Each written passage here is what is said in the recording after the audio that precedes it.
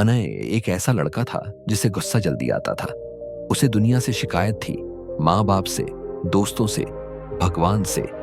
माँ उसे हमेशा समझाती, बेटा धैर्य रखो, जीवन को गहराई से देखो। लेकिन अनय माँ की बातों को हल्के में लेता रहा। उसे लगता था कि दुनिया उसे नहीं समझती। समय बीतता गया, अनय का गुस्सा बढ़ता रहा और माँ की तबीयत बिगड़ती रही। एक दिन माँ ने उसे प्यार से पास बुलाया और कहा, बेटा तुम्हें किसी ऐसे स्थान पर जाना चाहिए जहां शांति को सीखा जाता है। माँ ने उसे दूर एक बौद्ध मठ भेजने का निर्णय लिया। अनय गुस्से में था, लेकिन माँ की आंखों में छुपे आंसू देखकर चुप रह गया। मठ में अनय को हर दिन ध्यान करना पड़ता था। भिक्षु चुपचाप चलते, मुस्कुराते, साधना करते।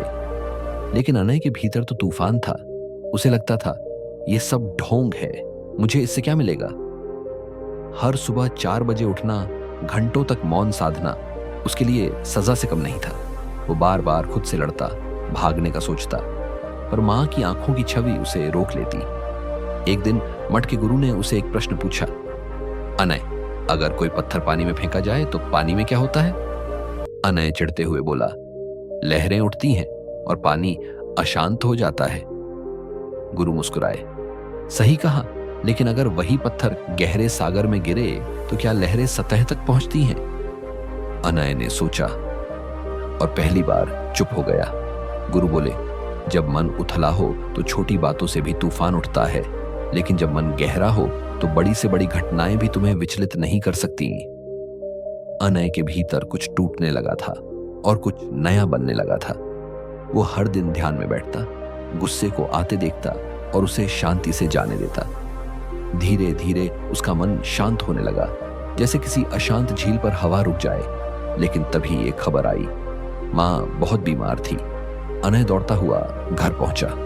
अस्पताल के बिस्तर पर माँ बिल्कुल नाजुक दिख रही थी, जैसे जीवन की लौ बुझने को हो। अनय माँ के पास बैठा, उसका हाथ पकड़ा। माँ ने कांपती आवाज में कहा, बेटा जीवन का रहस्य बहुत सरल है।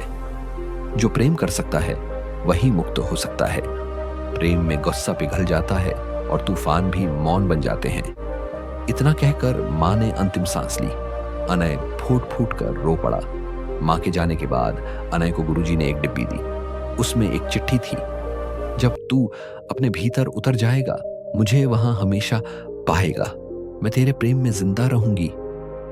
उस डिब्बी में एक छोटी सी रुद्राक्ष माला भी थी, वही माला जो माँ हर रोज पूजा में पहनती थी।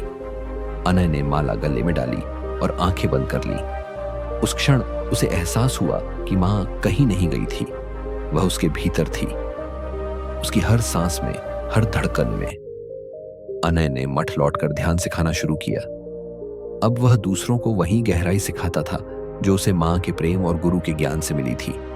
वो जान चुका था, जिसने भीतर प्रेम को पा लिया उसके लिए दुनिया के सारे तूफान बस एक मीठा संगीत बन जाते हैं।